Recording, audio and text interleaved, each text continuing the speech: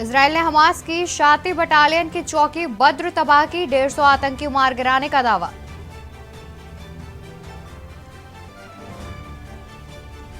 प्रधानमंत्री नरेंद्र मोदी आज सिकंदराबाद में चुनावी सभा को करेंगे संबोधित, शाह समेत प्रमुख नेता होंगे शामिल।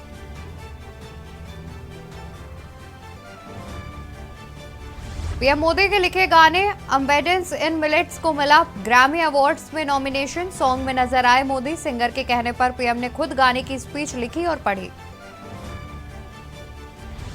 सीपीएस केस में हिमाचल सरकार को झटका, सुप्रीम कोर्ट ने याचिका खारिज की, कहा हाईकोर्ट के फैसले का इंतजार करें।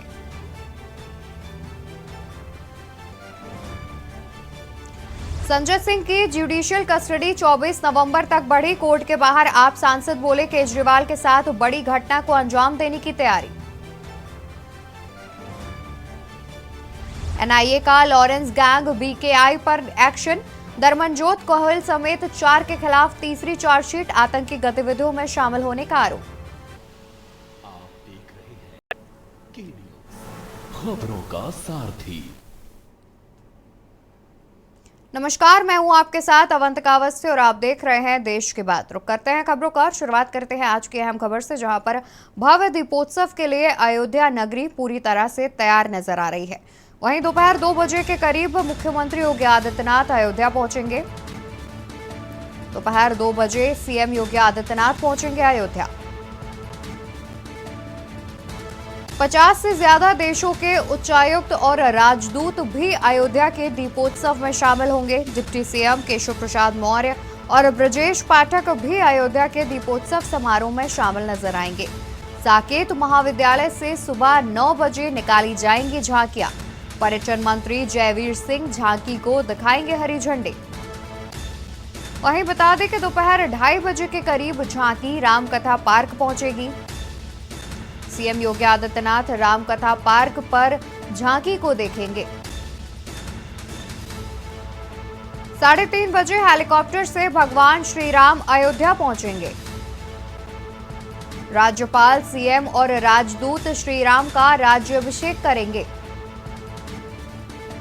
शाम 6:30 बजे मुख्यमंत्री योगी आदित्यनाथ सरयू आरती करेंगे। वहीं करीब 7:30 बजे राम की पैड़ी पर मुख्यमंत्री दीपोत्सव का शुभारंभ करते नजर आएंगे। शाम 6:30 बजे मुख्यमंत्री योगी आदित्यनाथ करेंगे सरयू आरती।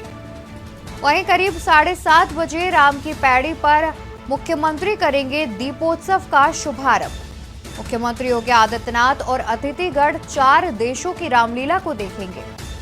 मुख्यमंत्री योगी आदित्यनाथ अयोध्या में ही करेंगे रात्रि विश्राम। खबर अयोध्या से, जहां पर भव्य दीपोत्सव के लिए अयोध्या हुई पूरी तरह से तैयार। दोपहर 2 बजे मुख्यमंत्री योगी आदित्यनाथ पहुंचेंगे अयोध्या। मुख्यमंत्री के अलावा करीब 50 से ज्यादा देशों के उच्चायुक्त और राजदूत भी अयोध्या के दीपोत्सव में शामिल होंगे। साथ ही डिप्टी सीएम केशव प्रसाद मौर्य और डिप्टी सीएम ब्रजेश पाठक भी शामिल होंगे। साकेत महाविद्यालय से निकाली जाएगी झांकियां। वहीं पर्यटन मंत्री जयवीर सिंह झांकी को हरी झंडी दिखाते हुए नजर आएंगे।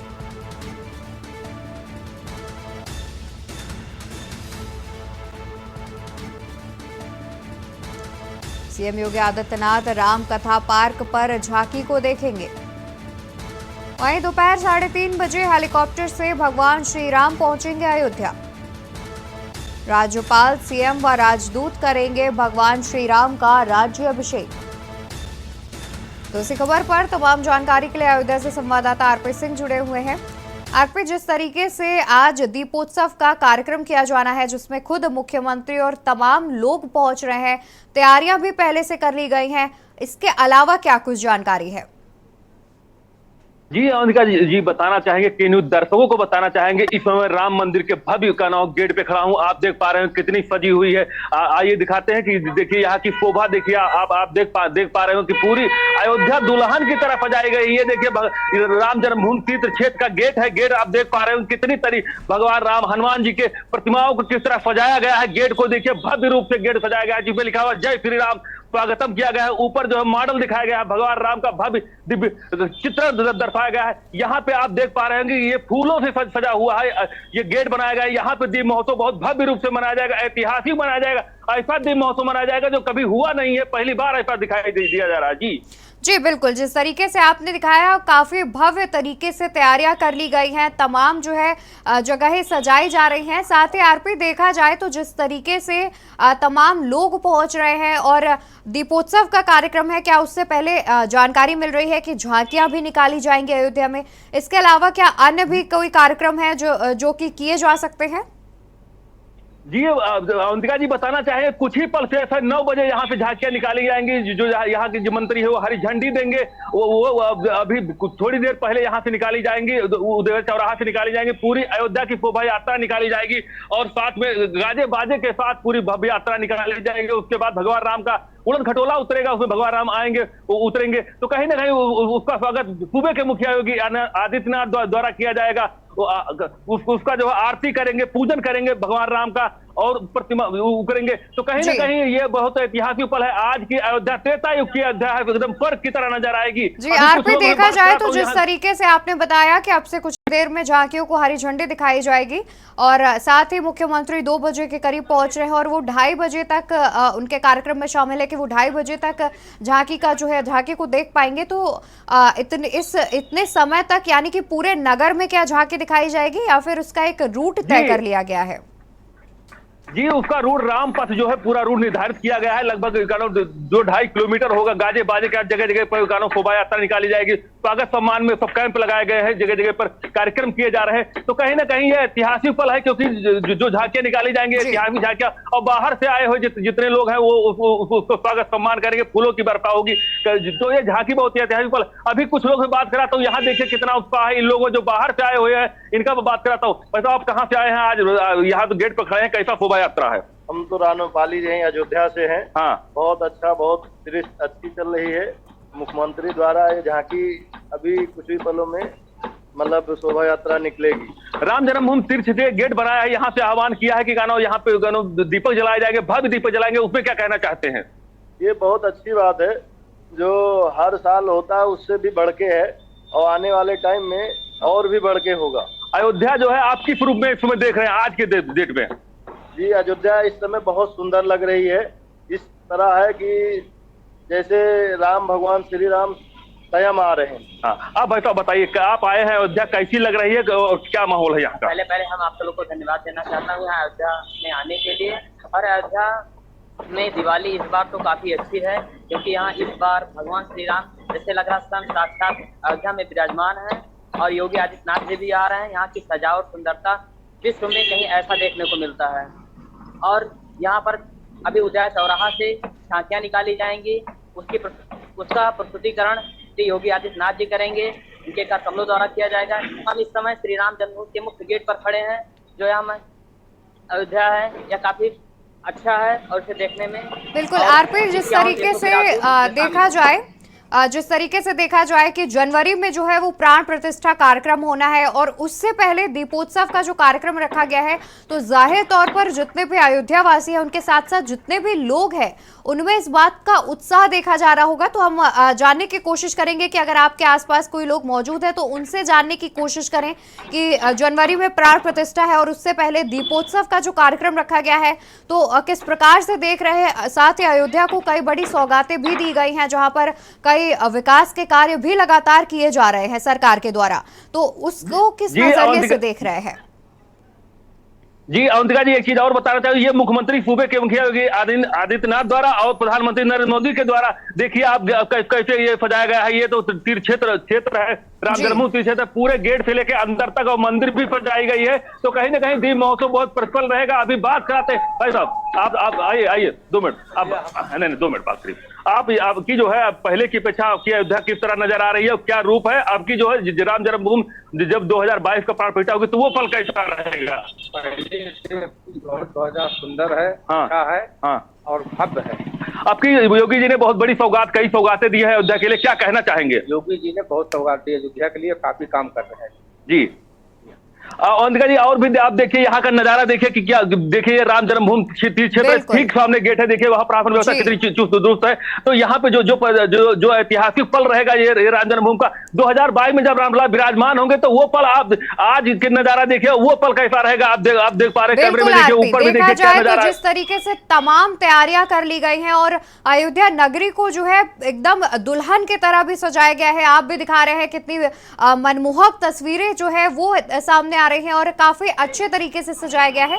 साथ ही दीपोत्सव महोत्सव में काफी लोग आएंगे अयोध्या के साथ साथ आसपास के जिलों से और दूर दूर से लोग के आने की संभावना जताई जा रही है, उसको लेकर के क्या कुछ तैयारियां की गई हैं? जी, जो दूर दूर से लोग आ रहे हैं उन्हें प्रशासन व्यवस्था पहले से चार चौबंद कर दी गए हैं, उनके रूट निर्धारित किए गए हैं और जगह जगह पे उनकी व्यवस्थाएं की गई है कि कहां से उनको निकलना है और जो वीआईपी आएंगे उनका मूवमेंट किधर से निकलना है। तो यह व्यवस्थाएं जो है यहाँ पे बहुत सुटेबल है और प्रशासन पहले से चार चौबंद कर दिया गया है। और के न्यूज दर्शकों को भी बताना चाहेंगे कि यहाँ पे ऐप भी 4-5 ऐप या यहाँ का जो है जो नगर निगम ऐप अपना चालू किया है, जो भी घर बैठे मोबाइल पे देख सकते हैं। तो कई ऐप यहाँ के जो प्रशासन ने चालू किया है कि कोई भी किसी को दिक्कत ना हो, जो नहीं आ पा रहे हैं तो वो भी घर बैठे देखे, चाहे टीवी के माध्यम से चाहे ऐप के माध्यम से। कहीं ना कहीं यहाँ पे प्रशासन व्यवस्था चार चौबंद और जो यहाँ का सिस्टम है बहुत तेजी से किया गया है। जी, यानी कि आरपी जो अयोध्या नगर निगम ने ऐप लॉन्च किए हैं उससे हम जो दीपोत्सव है उसे लाइव देख सकते हैं।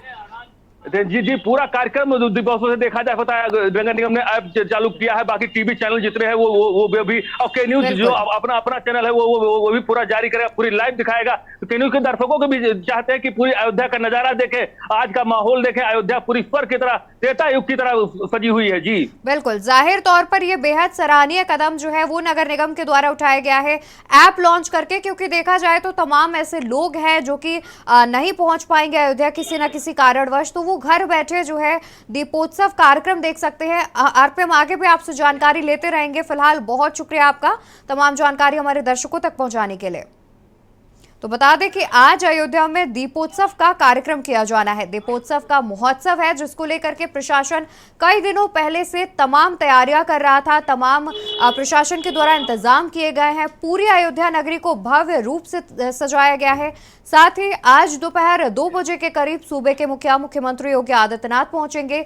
साथ ही डिप्टी सीएम केशव प्रसाद मौर्य और ब्रजेश पाठक भी शामिल होंगे। इसके अलावा तमाम बड़े दिग्गज नेता वीवीआईपी लोगों के शामिल होने की बात सामने आ रही है।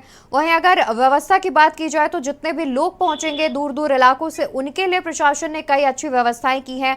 और साथ ही हमारे संवाददाता ने भी बताया कि अयोध्या नगर निगम ने एक ऐप लॉन्च किया है जिससे आप घर बैठे दीपोत्सव को लाइव देख सकते हैं।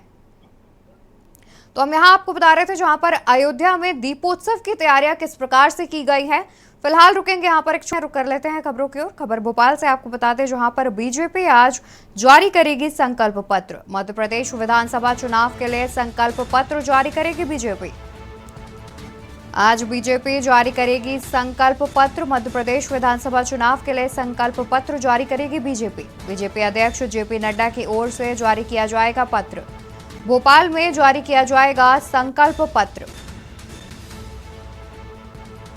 मध्य प्रदेश बीजेपी के कई बड़े नेता भी मौजूद रहेंगे। जानकारी सामने आ रही है कि मध्य प्रदेश में बीजेपी के कई बड़े नेता संकल्प पत्र जारी होने के दौरान मौजूद रहेंगे। वहीं बीजेपी के अध्यक्ष जेपी नड्डा की ओर से संकल्प पत्र जारी किया जाएगा। होने वाले मध्य प्रदेश विधानसभा चुनाव से पहले बीजेपी आज भोपाल में अपना संकल्प पत्र जारी करेगी। बीजेपी आज जारी करेगी संकल्प पत्र। खबर हम आपको भोपाल से बता रहे हैं जहां पर मध्य प्रदेश विधानसभा चुनाव के लिए संकल्प पत्र जारी करेगी बीजेपी। वहीं बीजेपी अध्यक्ष जेपी नड्डा की ओर से यह पत्र जारी किया जाएगा। भोपाल में जारी किया जाएगा संकल्प पत्र। साथ ही जानकारी के अनुसार बीजेपी के कई बड़े दिग्गज नेता भी संकल्प पत्र जारी होने के दौरान मौजूद रहेंगे। फिलहाल आपको बता दें कि बीजेपी अध्यक्ष जेपी नड्डा जारी करेंगे संकल्प पत्र। भोपाल में ही संकल्प पत्र जो है वो जारी किया जाएगा। भोपाल में ही जारी किया जाएगा संकल्प पत्र। मध्य प्रदेश विधानसभा चुनाव को देखते हुए आज बीजेपी भोपाल में अपना संकल्प पत्र जारी करेगी। बीजेपी अध्यक्ष जेपी नड्डा की ओर से संकल्प पत्र जारी किया जाएगा। वहीं जानकारी के अनुसार मध्य प्रदेश में जब संकल्प पत्र जारी किया जाएगा उस दौरान बीजेपी के कई बड़े दिग्गज नेतागण भी मौजूद रहेंगे। मध्य प्रदेश विधानसभा चुनाव से पहले भोपाल में आज बीजेपी जारी करेगी संकल्प पत्र। बीजेपी अध्यक्ष जेपी नड्डा की ओर से संकल्प पत्र जो है वो जारी किया जाएगा। खबर हम आपको भोपाल से बता रहे हैं, जहां पर आज भारतीय जनता पार्टी संकल्प पत्र जारी करेगी। मध्य प्रदेश विधानसभा चुनाव को देखते हुए आज संकल्प पत्र जारी करेगी बीजेपी। बीजेपी अध्यक्ष जेपी नड्डा की ओर से जारी किया जाएगा संकल्प पत्र। भोपाल में ही जारी किया जाएगा संकल्प पत्र।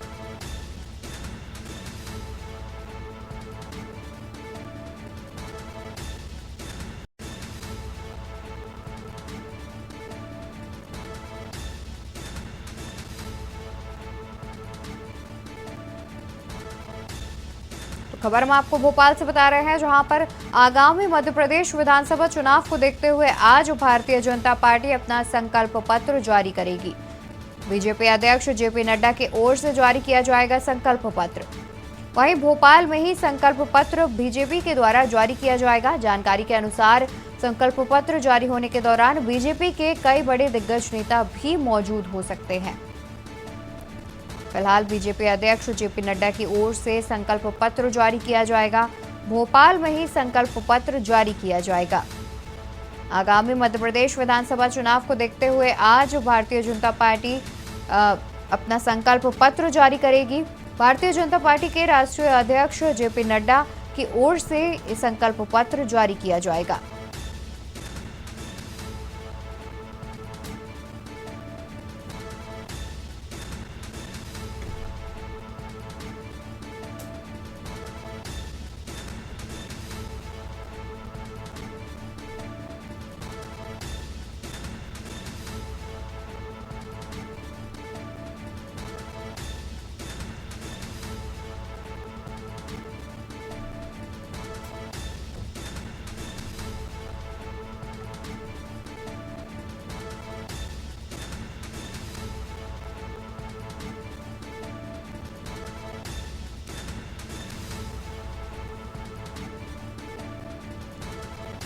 तो भोपाल में जारी किया जाएगा संकल्प पत्र।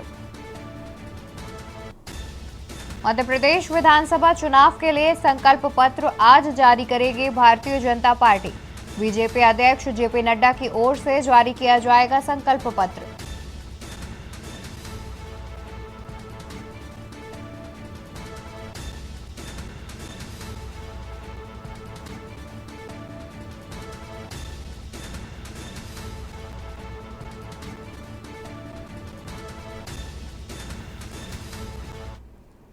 बढ़ते खबरों की ओर, जहां पर बारिश के बाद दिल्ली में फिर खराब हुई वायु गुणवत्ता। दिल्ली में खराब श्रेणी में पहुंचा AQI। राजधानी लखनऊ का AQI लेवल भी खराब है। बता दें कि सरकार ने दिवाली तक निर्माण कार्यों पर रोक लगा दी है। दिल्ली में खराब श्रेणी में पहुंचा AQI। वहीं राजधानी लखनऊ का AQI लेवल 279 पहुंचा।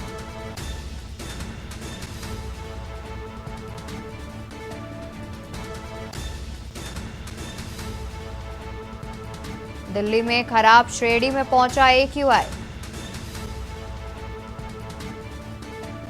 सरकार ने दिवाली तक निर्माण कार्यों पर लगाई रोक।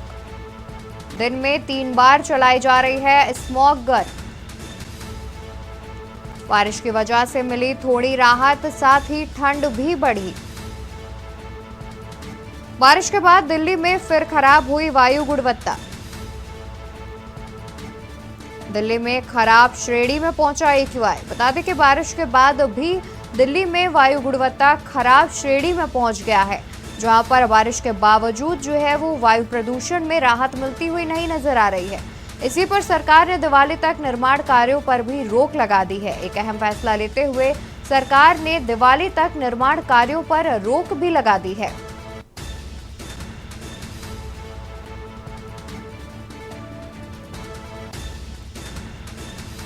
वहीं जानकारी के अनुसार दिन में 3 बार चलाई जा रही है स्मॉग गन। बारिश की वजह से थोड़ी राहत मिलती नजर आ रही है, साथ ही ठंड भी बढ़ गई है। बारिश के बाद दिल्ली में फिर खराब हुई वायु गुणवत्ता। दिल्ली में खराब श्रेणी में पहुंचा AQI।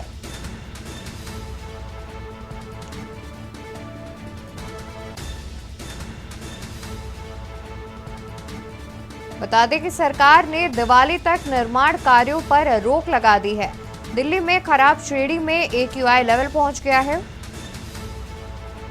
तो इसी खबर पर दिल्ली से संवाददाता प्रवेश शर्मा और लखनऊ से संवाददाता पवन तिवारी हमारे साथ जुड़े हुए हैं। रुक करते हैं प्रवेश, आपसे जानना चाहेंगे कि बारिश के बाद भी जो है वो वायु गुणवत्ता जो है वो दिल्ली में खराब श्रेणी में नजर आ रही है। क्या बारिश से अभी भी जो है वो वायु जो प्रदूषण है उसमें राहत नहीं मिली है?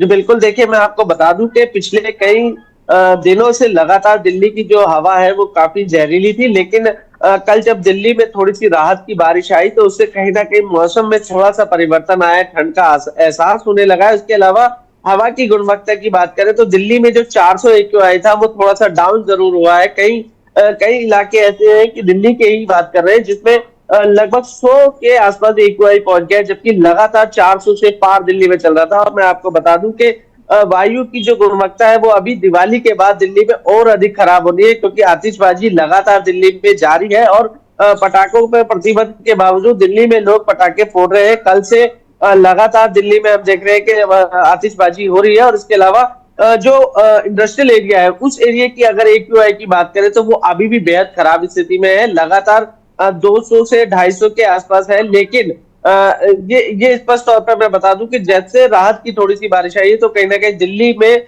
लोगों ने राहत की सांस जरूर ली है। जी बिल्कुल पवन, आपका रुख कर लेते हैं। जैसा कि लखनऊ में किस प्रकार का हाल देखा जा रहा है, क्योंकि बारिश हुई है तो कहीं ना कहीं बारिश के बाद जो है वो एयर पोल्यूशन में कमी देखने को मिलती है। अनम्यूट कर लीजिए।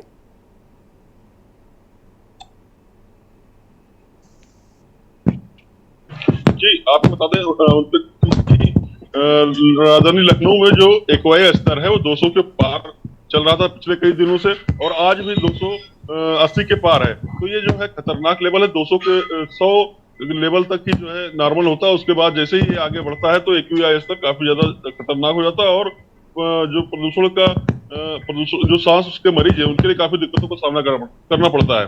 आपको बता दें जो कल बारिश हुई है वो जो बारिश है बहुत हल्की बारिश हुई थी, और ज्यादातर ये कैंट इलाके में बारिश हुई जहां पर इंडस्ट्रियल एरिया है वहां पर बहुत ही नॉर्मल हल्की बारिश हुई है, जिसकी वजह से जो AQI स्तर है इसका कोई खास बारिश का असर नहीं पड़ा है। फिलहाल आज मौसम विभाग ने जो चेतावनी जारी की है कि जो बारिश की संभावना आज बनी हुई है, अगर बारिश होती है तो AQI स्तर थोड़ा सा जो है नॉर्मल हो जाएगा। फिलहाल सरकार ने भी अपनी तरफ से प्रयास करना शुरू कर दिया है।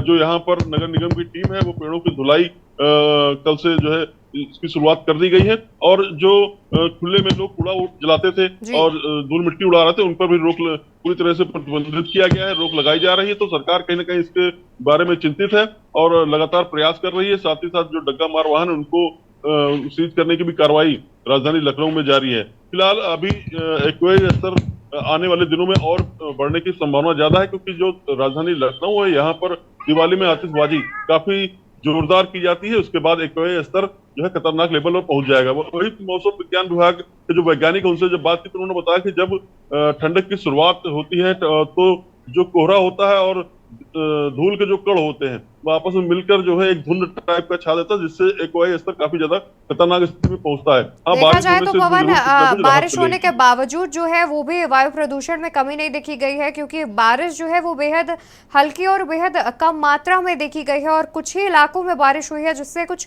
खासा फर्क जो है वो देखने को नहीं मिल रहा है।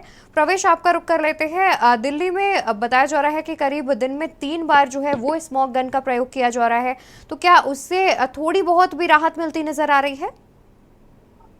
जी बिल्कुल, देखिए मैं आपको बता दूं कि दिल्ली सरकार ने कृत्रिम बारिश करने की तैयारी करनी थी, जिसके लिए कानपुर IIT के विशेष अधिकारियों के साथ बैठक भी हो गई थी। सिर्फ और सिर्फ सुप्रीम कोर्ट से जो है एक परमिशन मिलनी थी, और उसकी लगभग परमिशन की भी तैयारी पूरी हो गई थी। और बताया जा रहा था कि 20-21 नवंबर को दिल्ली में ये बरसात कराई जाती, लेकिन उससे पहले ही ये बारिश ने आकर थोड़ी सी जो है दिल्ली सरकार को जरूर राहत दी है, क्योंकि मैं आपको बता दूं जब से ये बरसात हुई है तो कहीं ना कहीं भले ही बारिश कम हुई है लेकिन जो वायु की गुणवत्ता है उसमें थोड़ा सा सुधार होता हुआ दिल्ली में जरूर दिखाई दे रहा है। और जब से ये बरसात हुई है उसके बाद से मैं आपको बता दूं कि जो दिल्ली का एक्यूआई लगातार कई इलाके ऐसे थे जो 1000 का आंकड़ा भी एक्यूआई छू रहा था, लेकिन अब उसमें भी थोड़ी सी कमी आई है। और ऐसा लग रहा है, ऐसा अनुमान लगाया जा रहा है कि सिर्फ और सिर्फ जब दिवाली की रात को आतिशबाजी होगी तो उसके बाद ये एक्यूआई फिर से अपने उसी स्तर पर बढ़ता हुआ दिखाई देगा, जिसके कारण लोगों को फिर से वही आंखों में जलन, सांस लेने में तकलीफ, या बात करें जो अस्थमा के पेशेंट है उनको जिस तरीके से दिक्कतों का सामना करना पड़ता है वो दिल्ली में विशेष तौर पर फिर से आपको दिखाई देने लगेंगे। जी बिल्कुल, देखा जाए तो दिवाली बेहद करीब है, यानी कि कल ही दिवाली का त्योहार है और उसके बाद जाहिर तौर पर प्रदूषण जो है वो बढ़ सकता है, क्योंकि भले दिल्ली में पटाखों पर बैन लगाया गया हो उसके बावजूद जो है लोग आसपास के इलाकों से पटाखे खरीद कर ला रहे हैं और पटाखे जलाए जा रहे हैं, आतिशबाजी लगातार की जा रही है। और देखा जाए तो पवन, उत्तर प्रदेश में तो जाहिर तौर पर पटाखे बैन नहीं किए गए हैं, लेकिन जब वायु प्रदूषण बढ़ता है तो कई बार ऐसे निर्णय लिए जाते हैं सरकार के द्वारा कि एक समय निर्धारित किया जाता है कि आप इतने से इतने बजे तक ही आतिशबाजी कर सकते हैं। तो क्या इस प्रकार के कोई फैसले लिए गए हैं? जी, बता दें आपको कि अभी ऐसा कोई निर्णय सरकार की तरफ से नहीं लिया गया है। बात की जाए उत्तर प्रदेश की तो दीपावली जो त्योहार है यहाँ पर आतिशबाजी काफी जोरों पर की जाती है। पिछली बार जो है निर्णय लिया गया था कि 11 बजे के बाद पटाखे नहीं लगाए जाएंगे, लेकिन इस बार अभी ऐसा कोई निर्णय नहीं आया है। अभी हो सकता है कि आजकल में ऐसा आदेश जारी हो, क्योंकि जिस तरह से प्रदूषण बढ़ रहा है उसको लेकर सरकार का कुछ कड़ा कदम उठाना पड़ेगा। फिलहाल जो चुनाव भी आने वाला है इधर संसदीय का, तो उसको देखते हुए सरकार अभी अपने जो हिंदू वोटर है उनको नाराजगी नहीं झेलना चाहती, जिसकी वजह से अभी ऐसा कोई कदम नहीं उठा रही है कि ना पटाखे यहाँ पर बैन किए गए हैं, ना ही जो है कोई नियम देर रात का बनाया गया है। हाँ, हो सकता है आज कल में ऐसा कोई नियम जारी किया जाए जिसको लेकर प्रदूषण को लेकर जो है राहत मिलेगी। जी बिल्कुल, जाहिर तौर पर जैसा कि आपने बताया कि अब से कुछ ही समय में चुनाव भी होने वाले हैं, जिसको लेकर के कहीं जो एक वोट बैंक है वो नाराज ना हो जाए, इसको लेकर के अभी तक सरकार ने कोई फैसला नहीं लिया है। बहुत शुक्रिया आप दोनों का तमाम जानकारी हमारे साथ साझा करने के लिए। तो बता दें कि हल्की बारिश के बावजूद जो है तब भी एक्यूआई में कुछ खासा फर्क पड़ता नजर नहीं आ रहा है, लेकिन कहीं ना कहीं कुछ इलाकों में बारिश हुई है तो उससे लोगों को राहत मिलती नजर आ रही है और साथ ही एक उम्मीद की किरण भी बन रही है कि इस तरीके से प्रदूषण कम किया जा सकता है। लेकिन कल बारिश हुई है और अभी आने वाले कल में दिवाली है और दिवाली में जाहिर तौर पर आतिशबाजी की जाती है। फिलहाल दिल्ली सरकार ने तो पटाखे बैन कर रखे हैं, लेकिन दिल्ली के जो स्थानीय निवासी हैं वो आसपास के राज्यों से पटाखे खरीद कर ला रहे हैं और उनके द्वारा आतिशबाजी भी की जा रही है। देखने वाली बात होगी कि दिवाली के अगले दिन जो है वो दिल्ली का हाल क्या रहता है। और साथ ही अगर बात करें राजधानी लखनऊ की, तो लखनऊ में फिलहाल इस प्रकार का कोई फैसला नहीं लिया गया है। देखा जाए तो चुनाव आ रहे हैं और उससे पहले बीजेपी सरकार शायद कोई खतरा नहीं लेना चाहती है और अपने जो वोटर्स हैं, हिंदू वोटर्स हैं, उन्हें नाराज नहीं करना चाहती है, जिसको लेकर के पटाखों पर फिलहाल अभी किसी भी तरह का निर्णय जो है वो उत्तर प्रदेश सरकार के द्वारा नहीं लिया गया है। तो ब्रेक से वापस आ चुके हैं, रुक कर लेते हैं खबरों की ओर। खबर बताते हैं दिल्ली से, जहां पर दिल्ली शराब नीति मामले पर आज संजय सिंह की राउज एवेन्यू कोर्ट में पेशी की जाएगी। 24 नवंबर तक संजय सिंह की न्यायिक हिरासत भी बढ़ा दी गई है। दिल्ली अदालत ने बढ़ाई है न्यायिक हिरासत, जेल में ही मनेगी संजय सिंह की दिवाली। आपको बता दें कि संजय सिंह की न्यायिक हिरासत बढ़ा दी गई है। शराब नीति मामले में संजय सिंह गिरफ्तार किए गए थे, जिसके बाद उनकी न्यायिक हिरासत बढ़ा दी गई है और जेल में ही संजय सिंह की दिवाली मनेगी। आपको बता दें कि संजय सिंह की न्यायिक हिरासत बढ़ा दी है, दिल्ली अदालत ने बढ़ाई है न्यायिक हिरासत। राउज एवेन्यू कोर्ट में पेशी के बाद 24 नवंबर तक संजय सिंह की न्यायिक हिरासत बढ़ा दी गई है।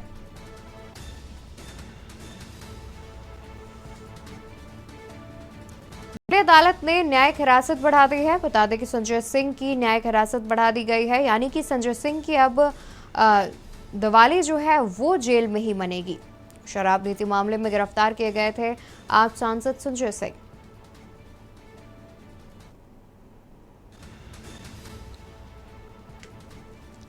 वहीं 24 नवंबर तक संजय सिंह की बढ़ा दी गई है न्यायिक हिरासत। दिल्ली अदालत ने बढ़ाई है न्यायिक हिरासत। राउज एवेन्यू कोर्ट में पेशी के बाद 24 तारीख तक बढ़ी संजय सिंह की न्यायिक हिरासत। इसी खबर पर तमाम जानकारी के लिए दिल्ली से हमारे संवाददाता प्रवेश शर्मा हमारे साथ जुड़े हुए हैं। प्रवेश, देखा जाए तो संजय सिंह की कोर्ट में पेशी के बाद जो है 24 नवंबर तक न्यायिक हिरासत बढ़ा दी गई है, जिसके बाद उनकी जो दिवाली है वो जेल में ही मनेगी, कुछ इस प्रकार की खबर भी सामने आ रही है। जी बिल्कुल, देखिए मैं आपको बता दूं, आम आदमी पार्टी के दो बड़े नेता हैं, एक मनीष सिसोदिया और एक संजय सिंह। दोनों की दिवाली जेल में ही मनेगी। और सबसे बड़ी बात यह है कि संजय सिंह को 24 नवंबर तक न्यायिक हिरासत में भेजा है और जबकि मनीष सिसोदिया 22 नवंबर तक न्यायिक हिरासत में है। दोनों की दिवाली इस बार जेल में ही मनेगी। और सबसे बड़ी बात यह है कि कल मनीष सिसोदिया को कोर्ट से थोड़ी सी राहत जरूर मिली है, क्योंकि आज वो 10 बजे से लगभग 4 बजे तक के बीच में जो है उनकी पत्नी की तबीयत खराब है, उसके लिए कोर्ट ने उनको राहत जरूर दी है। आज वो अपने घर पहुंचेंगे और जिसके बाद वो अपनी पत्नी का हालचाल लेंगे और लगभग 4 बजे तक वो अपनी पत्नी का हालचाल लेंगे और अपने घर पर अपनी मां से, सभी लोगों से भी मिलेंगे। लेकिन मैं आपको बता दूं कि दोनों नेताओं की दिवाली, इसमें कोई दो राय नहीं है, वो जेल में ही मनेगी, क्योंकि जिस तरीके से अदालत ने दोनों की न्यायिक हिरासत बढ़ाई है वो दिवाली के बाद तक है। और अभी जिस तरीके से जो है ईडी हो चाहे अन्य जो शिकंजा उन पर कसा हुआ है, साफ तौर पर जो सबूत है वो दोनों के खिलाफ नजर आ रहे हैं और अभी जो है दोनों ने न्यायिक हिरासत के अनुसार जेल में ही रहना है। जी, साथ ही अगर बात की जाए जब उनके न्यायिक हिरासत बढ़ा दी गई है और साथ ही दिवाली जो है वो जेल में मरने की बात सामने आ रही है, तो इस पर जो आम आदमी पार्टी है उसकी तरफ से कोई प्रतिक्रिया सामने आई हो? जी बिल्कुल, आम आदमी पार्टी लगातार बीजेपी पर हमलावर है। बीजेपी पर साफ तौर पर कहना है, आम आदमी पार्टी का साफ तौर पर ये कहना है कि ये जो कुछ भी खेल रचा गया है या ये कहे जो भी कुछ भी हो रहा है, ये साफ तौर पर बीजेपी के इशारे पर हो रहा है। प्रधानमंत्री मोदी नहीं चाहते कि आम आदमी पार्टी जो है अच्छे काम कर सके, इसलिए उनको रोकने के लिए बीजेपी ने दो बड़े मुख्य जो नेता है या बात करें अरविंद केजरीवाल के राइट हैंड लेफ्ट हैंड से, दोनों को जो है शिकंजा कसकर दोनों को जेल में डाल दिया है। कहीं ना कहीं इससे जो है एक बात तो साफ है कि बीजेपी की और आम आदमी की जो पार्टी की लड़ाई वो अलग है, लेकिन दोनों ही जो नेता जेल में है उसके लिए जो है शिकंजा साफ तौर पर ईडी ने कसा है। लेकिन दोनों पार्टियों की तरफ से जो है विरोध प्रत्यारोध का जो दौर है वो जारी है। दोनों एक दूसरे पर आरोप लगा रहे हैं। साफ तौर पर देखा जा रहा है कि आम आदमी पार्टी के दोनों नेता जेल में है और दिवाली भी जेल में ही मनाएंगे। जी, जिस तरह से देखा जाए तो तमाम लगातार जो है आम आदमी पार्टी जब से मनीष सिसोदिया की गिरफ्तारी हुई है तब से जो है हमलावर दिख रही है बीजेपी पर। साथ ही देखा जाए तो जब भी संजय सिंह की पेशी होती है तो वो तमाम जो है तंज कसते नजर आते हैं बीजेपी पर और कई ऐसे बयान भी देते हैं जो काफ़ी विवादित होते हैं और जिसके इस मामले पर कोर्ट ने भी संज्ञान लिया था। तो क्या जो पिछली पेशी हुई है उनकी उस दौरान उन्होंने कुछ इस प्रकार की बात की या इस प्रकार का कोई बयान उनके द्वारा कहा गया हो? बिल्कुल, देखिए आपने बहुत बढ़िया बात बताई। देखिए आज जब मनीष सिसोदिया अपने घर पहुंचेंगे तो जो उनको छूट दी है उससे पहले कोर्ट ने सख्त दिशा निर्देश दिए कि आप मीडिया से किसी प्रकार की कोई बात नहीं करेंगे या कोई टिप्पणी नहीं करेंगे। और विशेष तौर पर इसके लिए जो है कोर्ट ने सख्त लहजे में ये बात बोली है। और मैं आपको बता दूं, चाहे वो मनीष सिसोदिया हो चाहे संजय सिंह हो, लेकिन मनीष सिसोदिया जब भी किसी तारीख पे पहुंचते हैं तो वो चुप रहते हैं, गुमसुम रहते हैं। लेकिन संजय सिंह लगातार अभी तक 4 से 5 बार कोर्ट में पेश हुए हैं, लेकिन लगातार उन्होंने प्रधानमंत्री मोदी पर हमला किया है और सीधे तौर पर उनका कहना है कि वो डरेंगे नहीं, घबराएंगे नहीं और ये जो कुछ भी हो रहा है प्रधानमंत्री मोदी के इशारे पर हो रहा है और ये बार बार वो बोलते चले जाते हैं। और इसी वजह से जो है जब आज मनीष सिसोदिया अपनी पत्नी से मिलने की जो छूट मिली है उसके दौरान जो कोर्ट के जो दिशा निर्देश है उसमें ये स्पष्ट है कि आप मीडिया के सामने या किसी के सामने किसी भी प्रकार का कोई बयानबाजी नहीं करेंगे। बिल्कुल, तो जिस प्रकार से कोर्ट ने उन्हें स्पष्ट निर्देश दिए हैं तो जाहिर तौर पर जब उन्हें उनके घर ले जाया जाएगा तो जाहिर तौर पर उनकी जो सिक्योरिटी है वो बढ़ाई जाएगी और साथ ही उन्हें कोशिश की जाएगी कि वो मीडिया के सामने ना आए। बिल्कुल, देखिए पहले से इस बात की तैयारी करनी गई है। दिल्ली पुलिस जो है उनको थोड़ी बहुत देर में, लगभग 10 बजे का समय है, 10 से 10:30 के बीच में जब उनको घर लेकर पहुंचेगी तो पूरी सिक्योरिटी के साथ पहुंचेगी। और मैं आपको बता दूं, मीडिया को तो बिल्कुल आसपास आने की भी इजाजत नहीं है। कोर्ट ने स्पष्ट तौर पर बोला है कि मनीष सिसोदिया किसी भी मीडिया को या किसी भी मोबाइल पे, किसी भी सोशल मीडिया पे किसी भी प्रकार का कोई बयान सामने नहीं करेंगे। सिर्फ और सिर्फ अपनी बीमार पत्नी से मिलने जा रहे हैं, उनका हालचाल जानने जा रहे हैं। और वो समय विशेष तौर पर अदालत ने उनको इसीलिए दिया है कि ताकि जो बीमार पत्नी है वो उसका हालचाल जान सके। तो साथ ही प्रवेश, इस दौरान जो आपने बताया कि 10 बजे से 4 बजे तक का समय दिया गया है, तो क्या इस दौरान मनीष अपने घर परिवार के अलावा आम आदमी पार्टी के किसी नेता से मिल सकते हैं? क्या इस बात की परमिशन कोर्ट ने दी है? जी बिल्कुल नहीं, मैं आपको साफ तौर पर बता दूं, वो केवल घर पर रहेंगे, अपनी माता से मिल सकते हैं, लेकिन बीमार पत्नी से मिल सकते हैं, इसके अलावा अपने बच्चों से मिल सकते हैं। लेकिन इसके अलावा आप अगर उनके रिश्तेदार की बात करें, मीडिया की बात करें, कार्यकर्ता की बात करें या किसी अन्य नेता की बात करें, तो उस प्रकार की कोई भी छूट या बात करें, दिशा निर्देश कोर्ट की तरफ से बिल्कुल नहीं दिया गया है। कोर्ट ने साफ तौर पर बोला है कि सिर्फ और सिर्फ बीमार पत्नी है और पत्नी का हालचाल जानना है, क्योंकि लगातार कोर्ट में मनीष सिसोदिया के वकील इस बात की टिप्पणी कर रहे थे कि इनकी पत्नी बीमार है, उनको इनकी आवश्यकता है और एक नैतिकता के आधार पर ये उनका अधिकार भी बनता है कि वो अपनी पत्नी से मिले, उसका हालचाल ले सके। इसी वजह से कोर्ट ने जो इस बात को माना और स्पष्ट तौर पर बताया गया है कि वो किसी भी कार्यकर्ता, मीडिया, किसी नेता से नहीं मिलेंगे, सिर्फ और सिर्फ अपने घर पर ही रहेंगे। जी बिल्कुल, बहुत शुक्रिया प्रवेश आपका तमाम जानकारी हमारे साथ साझा करने के लिए। तो आपको बता दें कि आम आदमी पार्टी के जो सांसद हैं संजय सिंह, उनकी न्यायिक हिरासत बढ़ा दी गई है। पिछली पेशी के बाद उनकी जो न्यायिक हिरासत है वो 24 नवंबर तक बढ़ा दी गई है, जिसके बाद उनकी दिवाली जेल में ही मनेगी। और साथ ही अगर बात करें आम आदमी पार्टी के जो नेता हैं, साथ ही मनीष सिसोदिया, जो कि खुद एक आम आदमी पार्टी का एक बड़ा चेहरा माने जाते हैं, उनको कहीं ना कहीं कोर्ट ने थोड़ी सी राहत दी है। उनकी बीमार पत्नी है, जिसकी वजह से उन्हें 10 बजे से 4 बजे तक का समय दिया गया है। इस दौरान वो अपने घर जाएंगे, अपने घर परिवार से मिल सकते हैं। लेकिन साथ ही कोर्ट ने यह भी सख्त निर्देश दिए हैं कि इस दौरान वो मीडिया से मुखतिब नहीं हो सकते हैं, किसी प्रकार का कोई बयान नहीं दे सकते हैं और किसी प्रकार की प्रतिक्रिया मीडिया को नहीं दे सकते हैं। यानी कि इस दौरान जो उनकी सुरक्षा है वो काफी कड़ी रखी जाएगी और मीडिया को आसपास नहीं आने दिया जाएगा। वहीं अगर बात करें कि किसी भी कार्यकर्ता के मिलने की, तो इस प्रकार के भी कोई दिशा निर्देश नहीं दिए गए हैं। वो अपने घर पर जाकर सिर्फ अपनी माँ, अपने बच्चों और अपनी बीमार पत्नी से ही मिल सकते हैं। इसके अलावा किसी भी कार्यकर्ता से या किसी भी पार्टी के नेता से और मीडिया किससे नहीं मिल सकते हैं। वो कुछ इस प्रकार के सख्त निर्देश जो है वो माननीय कोर्ट के द्वारा दिए गए हैं। फिलहाल देखा जाए तो मनीष सिसोदिया की जो न्यायिक हिरासत है वो 22 नवंबर तक बढ़ाई गई है। वहीं सांसद संजय सिंह की न्यायिक हिरासत 24 नवंबर तक बढ़ाई गई है, यानी कि दोनों की दिवाली इस बार जेल में ही मनेगी।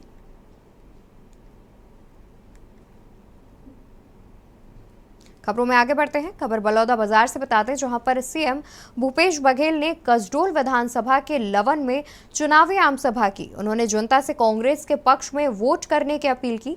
साथ ही कांग्रेस प्रत्याशी संदीप साहू को भारी मतों से जिताने का जनता से संकल्प लिया। इस दौरान उन्होंने कहा कि केंद्र की मोदी सरकार झूठ बोलकर जनता को गुमराह कर रही है। लगातार मोदी जी केवल जुमला फैला रहे हैं। 15 वर्षों तक रमन सिंह की सरकार ने केवल किसानों को झूठ बोलकर ठगा है। रमन सिंह ने ऐसा कोई सगा नहीं जिसको रमन सिंह ने ठगा नहीं। कुछ इस प्रकार के बयान भी मुख्यमंत्री भूपेश बघेल ने कहा। इसके अलावा कांग्रेस की सरकार किसान मजदूरों के हितों के लिए कार्य कर रही है, लेकिन यह भाजपा की सरकार केवल झूठ बोलकर जनता को ठग रही है। कुछ इस प्रकार से मुख्यमंत्री भूपेश बघेल ने अपनी जनसभा के दौरान बीजेपी पर तंज कसा।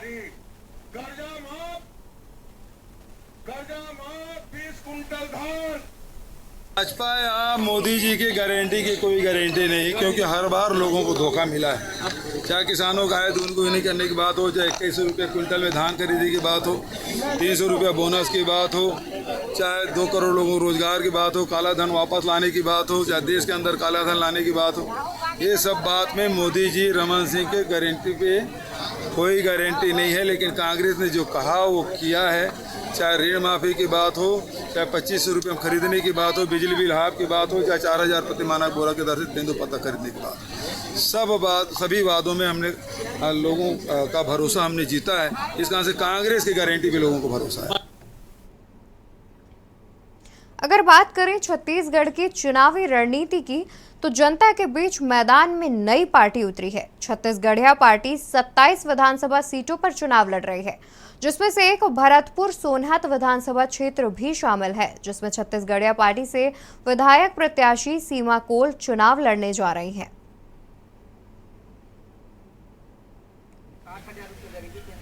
अगर बात करें हम भरतपुर के सोनहत के, तो नगर पंचायत खोंगा पानी में है, जहां हमारे साथ छत्तीसगढ़िया पार्टी के कैंडिडेट संतोषी कोल हैं। क्या मुद्दाएं रहेंगी चुनाव को लेकर, आइए हमसे उनसे संपर्क करते हैं, जानकारी लेते हैं। क्या चुनाव को लेकर क्या रणनीति रहेगी, पहले आप ये बताइए। मेरा नाम संतोषी कोल है। हाँ, मैं बड़े इलाई की रहने वाली हूँ। इसके बाद जो है तो मेरा छत्तीसगढ़ीय पार्टी का प्रत्याशी हूँ, जिसके अध्यक्ष हैं देवराज साहू जी। और उनमें से ये हमारी एजेंडा इतनी अच्छा है कि छत्तीसगढ़ के लोगों के, गरीबी लोग के जितने हैं, उनके विकास के लिए ये मतलब मुद्दा उठाए हैं। और उसमें मेरा भी ये सपोर्ट रहेगा कि अगर ये छत्तीसगढ़ी पार्टी हमारी सरकार जीतती है तो गरीबों के लिए हम बहुत कुछ करेंगे। कितने विधानसभा सीट से चुनाव लड़ रही है? ये 27 है। 27 लगातार आपकी पार्टी छत्तीसगढ़ में पहली बार चुनाव लड़ने जा रही है, जहाँ तक की पहली बार है कि और क्या मतलब आप क्षेत्र में घूमी है, क्या समस्या दिखा, क्या भ्रष्टाचार दिखा क्षेत्र में आपको? गांव, रोड, पानी सभी की समस्याएं कमी थी सर, उसमें विकास ही नहीं हो रहा। ग्रामीण क्षेत्रों में जाने से तो पानी की समस्या और जैसे कि बिजली हो गया, रोड हो गया, सभी चीज़ों की समस्याएं बहुत होती है इस तरह। खाने पीने की समस्या, गरीबी लोगों को खाने पीने की समस्या। लगातार अगर बात करें तो भाजपा से केंद्रीय मंत्री रेणुका सिंह चुनाव पे है, अगर बात करें कांग्रेस से वर्तमान विधायक गुलाब कमरो है, उनको आप कैसे टक्कर देकर आगे बढ़ेंगे? ये संघर्ष तो काफी चुनौतीपूर्ण रहेगा आपका। हमारा एजेंडा इतना अच्छा है कि छत्तीसगढ़ के लोगों को गरीबी के जो विकास में मतलब वो कर रहे हैं, उनको जैसा उन्होंने किया है ना, उसको पूरा करेंगे वो लोग, इसलिए मैं भी मतलब सहमत हूँ इसमें। कांग्रेस के राष्ट्रीय अध्यक्ष मल्लिकार्जुन खड़गे कोरबा जिले के कटघोरा विधानसभा में जनसभा को संबोधित किया, जहां कटघोरा विधानसभा के बाकी मोगरा में कांग्रेस प्रत्याशी पुरुषोत्तम कंवर के चुनाव प्रचार में राष्ट्रीय अध्यक्ष मल्लिकार्जुन खड़गे के साथ छत्तीसगढ़ के कांग्रेस प्रदेश अध्यक्ष दीपक बैज व छत्तीसगढ़ प्रभारी कुमारी शैलजा मौजूद रहे। इस दौरान मंच पर चारों विधानसभा के कांग्रेस प्रत्याशी भी उपस्थित रहे। जनसभा को संबोधित करते हुए कांग्रेस राष्ट्रीय अध्यक्ष मल्लिकार्जुन खड़गे ने बीजेपी पर और आरएसएस पर जमकर निशाना साधा। उन्होंने सभा में उपस्थित भारी भीड़ को देखते हुए कहा कि इससे साबित होता है कि आप लोगों ने बीजेपी को करारी हार देने के लिए तैयार है। इस बार छत्तीसगढ़ में कांग्रेस 75 सीट से ज्यादा सीट में आएगी।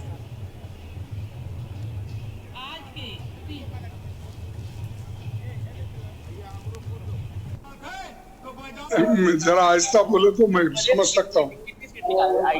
यहाँ पर अरे 75 के ऊपर बोल रहे हैं हम, तुम कितने बोले तो क्या? मेरी भाषा आपको समझ में नहीं आ रही? आइए 75 के पार करेंगे। देखो ये हमारा सिस्टम कांग्रेस का है। पहले तो इलेक्शन होते हैं, एमएलए चुन के आते हैं, फिर उसकी मीटिंग बनती है, फिर उसके बाद हाईकमांड को रिपोर्ट जाता है, हाईकमांड तय करती है।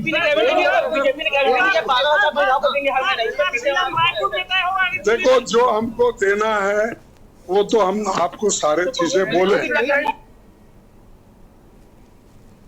सरगुजा जिले के सीतापुर पुलिस ने दूसरे चरण की मतदान शांतिपूर्ण तरीके से कराने के लिए सेंट्रल बल के साथ मिलकर सीतापुर शहर के विभिन्न चौक चौराहों से होते हुए फ्लैग मार्च निकालकर स्वतंत्र और निष्पक्ष चुनाव कराने के लिए आम जनता को संदेश दिया। वहीं इसकी जानकारी देते हुए एसआई अखिलेश सिंह ने बताया कि उनकी पुलिस की टीम लगातार असामाजिक तत्वों पर कार्रवाई कर रही है ताकि दूसरे चरण में सरगुजा में शांतिपूर्ण तरीके से मतदान हो सके। और इसी क्रम में स्वतंत्र और निष्पक्ष चुनाव कराने के लिए पुलिस टीम ने सेंट्रल बल के साथ शहर में फ्लैग मार्च निकाला है। ये आगामी विधानसभा चुनाव को देखते हुए वरिष्ठ अधिकारियों के निर्देशन में और ये जो सेंट्रल से बल आया था उसके सहयोग से सीतापुर क्षेत्र में स्वतंत्र एवं निष्पक्ष चुनाव के लिए आज फ्लैग मार्च कराया गया है।